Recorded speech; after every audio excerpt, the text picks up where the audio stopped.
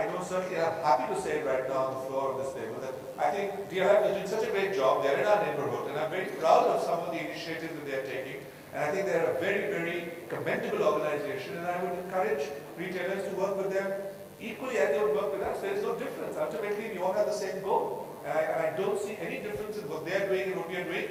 Yes, they're a larger company. They have their challenges. We're a smaller company. We have our challenges. So I think everybody has their challenges. They have advantages of scale and size. We have advantages of a small entrepreneur trying to do this. So it does not take away anything from what my colleagues or the competitors do and what we do. And I think we all work together at a larger platform. And we want to work in a way in which the retail industry in this country and to the people who live in our societies, they should have a better international experience. In fact, if you ask me, I'm also happy to work with the high streets. There was a association meeting of the South Extension fellows, and they called me. And this presentation that you saw, I gave it to them as well. And I said, look, you have to improve because it's not enough for shopping centers to take the load of the new retailers. You have to evolve. So, from my perspective, the whole genre of retail has to improve, not just has to be uplifted. So no questions on any kind of competitor disadvantage on this one. Anyway, may I just add one short sentence on this question? Just half a minute. When we started, when we are talking about the time when CityWalk was being formed, of course there were other malls in the vicinity and we had to make our choice as well. And we evaluated, and finally we went where we felt we would do best. We felt where we were most welcome.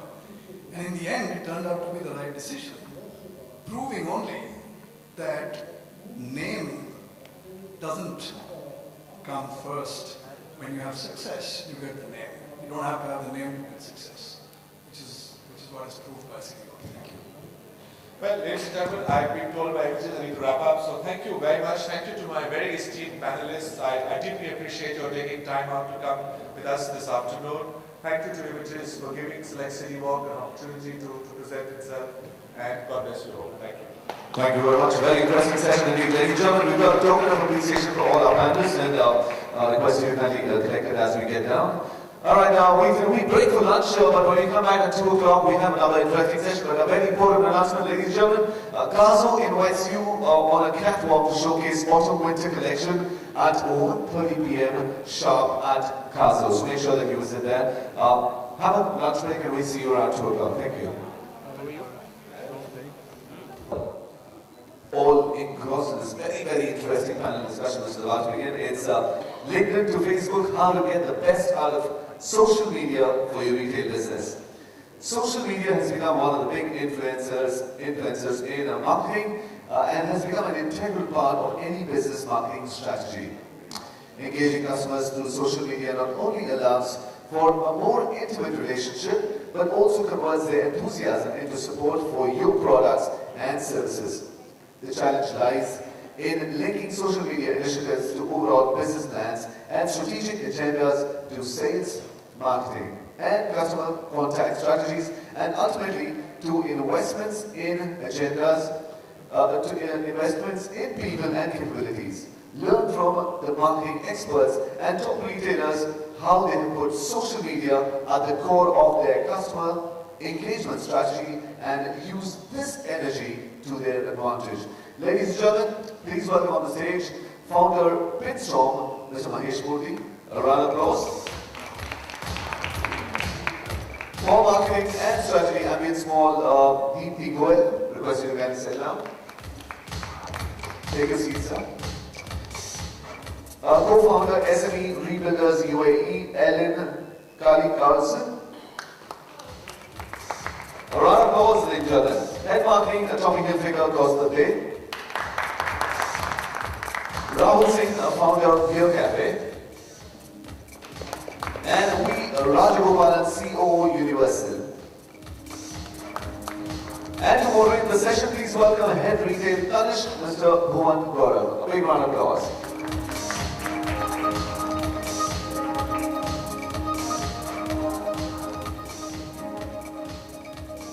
Very good afternoon. Just to, we also have one more, Mr. Vinay Bhatia from Shopstar.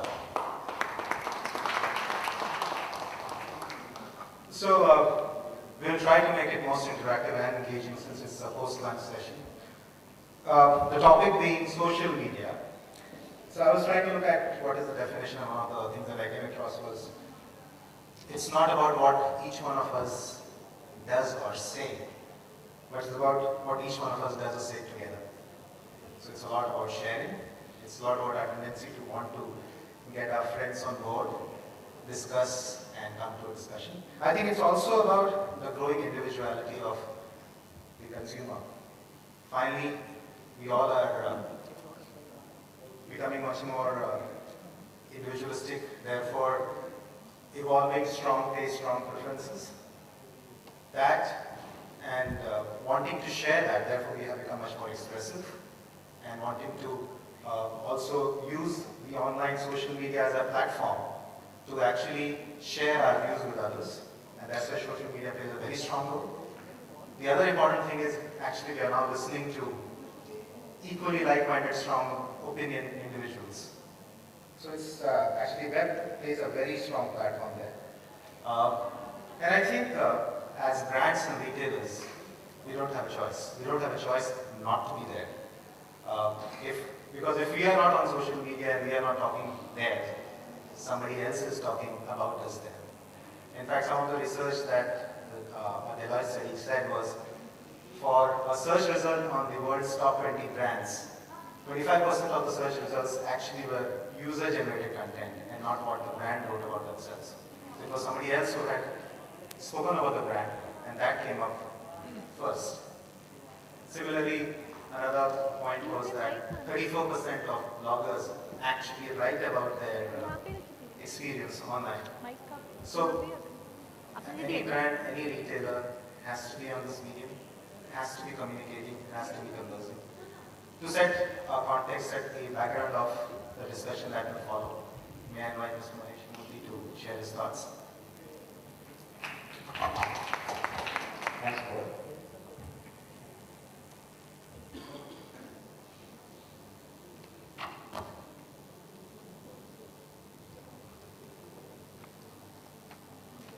Hi. In fact, there's lots of empty seats here, so all of you are there. It's going to be a fun discussion that I think Rohit is going to be leading. Why don't you guys move over here so we can actually make it a social forum, if you'd like. So, not empty seats are.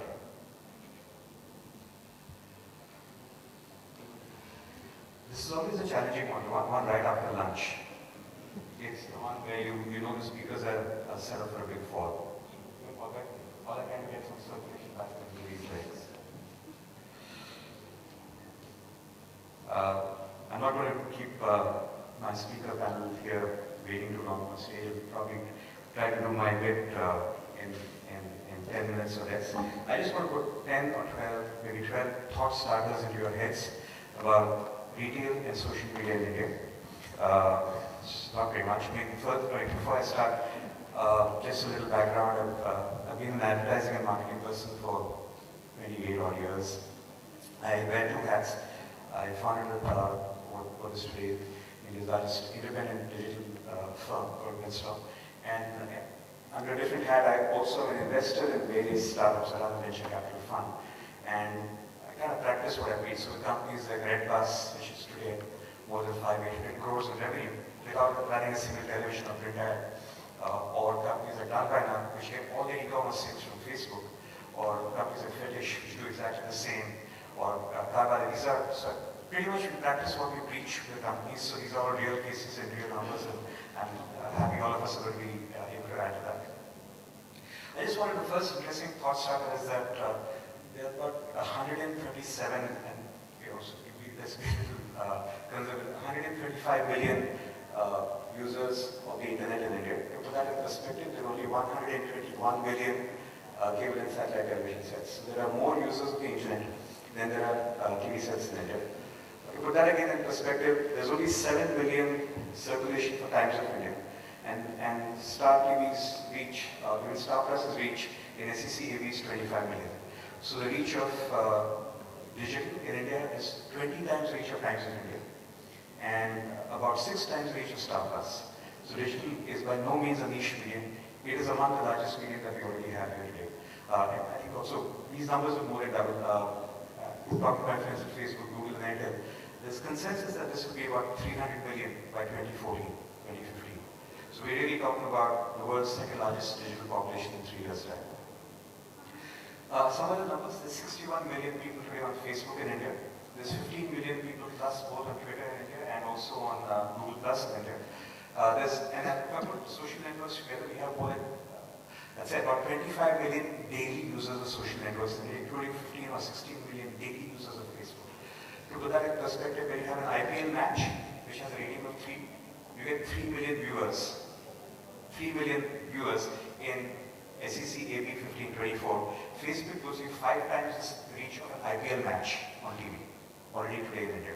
So I wanted to put this out there to really show you the size and scale that the medium has already reached in India. Some more numbers for the geeks among you. We are out of the 135 million, 80 million of these users access the net from a mobile device. I think this is crosstalk happening. Yeah, 80 million of these users access it from a mobile device. There's actually 90 million who access it from the desktop, but there's an overlap of people who access it from both. 40 million of these are from smartphones. And interestingly, 60 million of those are Androids. And that's growing at 1 million a month. And by next year, sometime there'll be 30 million Androids already in India. 4 million are iOS devices, of which 0.8 million are iPads, and 3.3, 3.4 million are iPhones. So we're really talking about a market which is already here. So these are up-to-date numbers that we can get on India.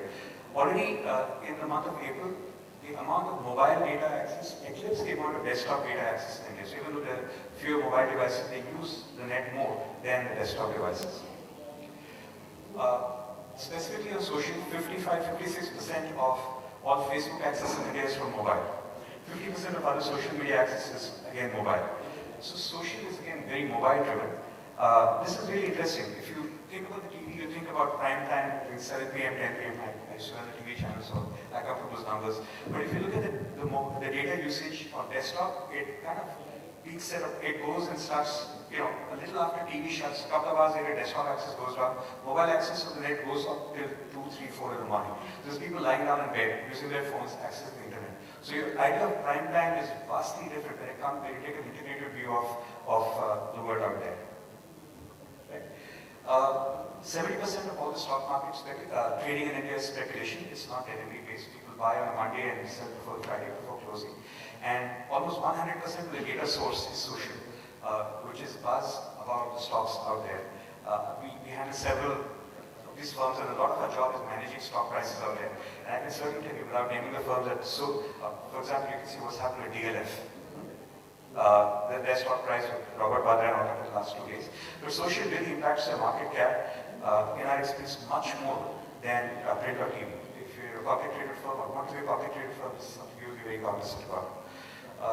There's an entire genre of evangelists that we call, that are online evangelists. So, for example, this is a HD story on one of them.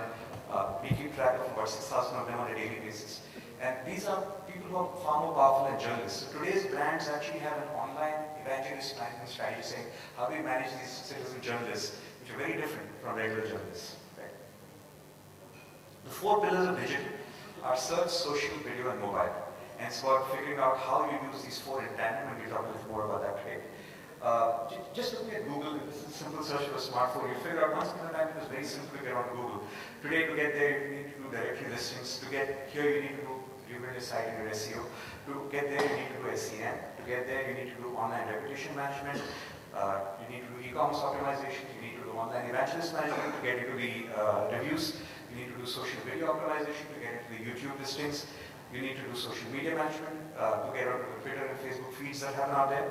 And you need to do competitive tracking. Everything is integrated. You can't treat these separately, and it's very difficult to say, you handle my search, you handle my social, you handle my display. It's very difficult to do that anymore. It's all integrated today, right? More specifically on social, corporate on HR, brand marketing, e-commerce, customer service, reputation management, evangelist management. There's so many things you can do with social. Social is just a tool for multiple business functions. So you need to work by a process. Everybody has different processes. The one that I found that makes sense for brands that I work with is a process that we call Aspire. It starts with absorb everything about your brand and your competition.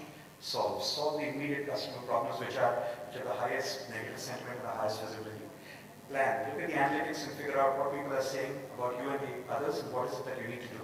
Invent, create something that is remark-worthy, that gets people chatting about it and that spreads virally. Radiate. If you can't, when there's limited viral spread, add some media money to be able to spread it even wider. And endlessly, do this 24/7. In fact, the biggest discovery we were handling brands at Cafe Coffee Day was 80% of the conversation was on weekends. And when there was nobody in the weekend, you can't reply to a Friday evening tweet on a Tuesday morning or a Monday morning. So actually today, the firm that I founded works 7 days a week. It works in 2 shifts because, what the conversation on Saturday or Sunday needs to be answered on the Sunday. Right? So different parts of your own business, customer service, business intelligence, brand marketing, marketing communications, HR, COP will come into play. Similarly, different parts, different tools, whether it's reputation management, analytics, videos, paid media, and are you 24/7, 12/7, 12/5, and reputation management all come in if you follow the process. I'll come to a close quickly. I mean, when you're doing things like listening, analytics, planning, viral reach tracking, engagement, it really is one part is new thinking. The more important part is new technology. You really can't do this without really relooking at your technology investments. So for one of the clients you see on a daily basis, you have a heat map of what is being talked about for the brand, literally on a daily basis. Here's another different heat map that says here are the topics. There's red for negative chatter, green for positive chatter, gray for neutral chatter. On a live basis, you're seeing how the chatter about a brand changes shape, takes shape every single day. In this case, you're seeing the value of the chatter. What is the value of the green, the positive chatter, the value of the negative chatter, the value of the neutral chatter. You can see there's 2 crores worth of value, positive value that has been generated for this brand in that month. So you can actually quantify the value of the conversations out there. You can also track not just your negatives, but the negatives of your rivals to figure out, okay, where did we have gone wrong, but where did the others go wrong? You can track sentiments. It's another brand where month-to-month basis, you can see that it went from largely negative to largely positive. You can figure out Facebook engagement levels. We'll talk more about that later. Right. I'll end on 1 or 2 points. I mean, one of the key issues that brands are facing today is that the advertising agency system is a little inept. Ad agencies broke into creative agencies and media buying agencies about 20 years ago. Creative agencies make their money from flat fees, but mostly make it from television commercial kind of, margins. A TVC may cost you 1 crore, but it costs the agency 10 lakhs. So it's 80, 90 lakhs of margin there. Or they make it on what's called overriding commissions from a media agency. You might spend 100 crores, the media agency is probably taking 7, 8 crores back in commission that you don't know about. So these are 2 standard practices that the actual advertising that's the backbone of the agency business today. In digital, both of these are problematic. The largest media in India, Google and Facebook, are transparent and don't do kickbacks. So many agencies don't recommend them because they're not able to make money from these 2 medium. Second, a commercial on YouTube costs you 4 or 5 lakhs versus 1 crore. So there isn't really enough fact. So for a lot of agencies, it's a complete re-engineering because the way they made money in the past television era is not how they can make money in this particular digital era. The challenge is not just on the agency side. Facebook is really a big challenge. In the last 3 months, it's become largely a bigger challenge for us. Maybe it's the stock price, maybe it's revenue pressure. Earlier, the visibility of a post was 80%. That means 80% of your fans, up to 80% of your fans could see your post. That's come down to 12%. That means when you post today, 7 out of 8 fans will not see your post at all. Even the little handles you have for virality, which is posts, comments, likes, shares, tags. Post comments and likes are now things that they don't count, only shares and tags. The thing is, a brand can't share, a brand can't tag. So essentially the power has been taken away from the brand because obviously Facebook wants to make money from you. So it's becoming harder and you have to rethink very deeply how your brand has to manage its presence on Facebook because you got on Facebook, hoping for this huge social virality, but it's actually being pulled away from you.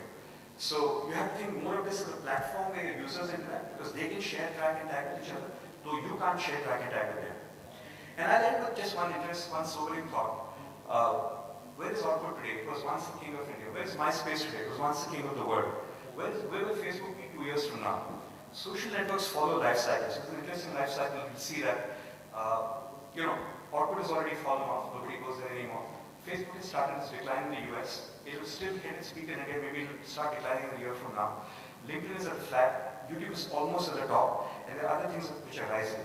So where do you make the investments? Where do you put your content? If all your fans are on Facebook, what happens 2 years from now if a Facebook was to go away, or if a LinkedIn was to go away? So, you know, it's a sobering thought saying, should you control the fans, should you control the content yourself, or should you leave it elsewhere? I think we discussed these and other issues. My name is Mahesh. I hope that was interesting. Thanks a lot.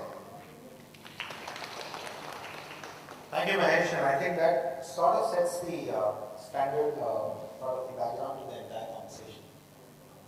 True to the subject, we will try to have a different format here. We will not have a one way where the panel is sitting and listening.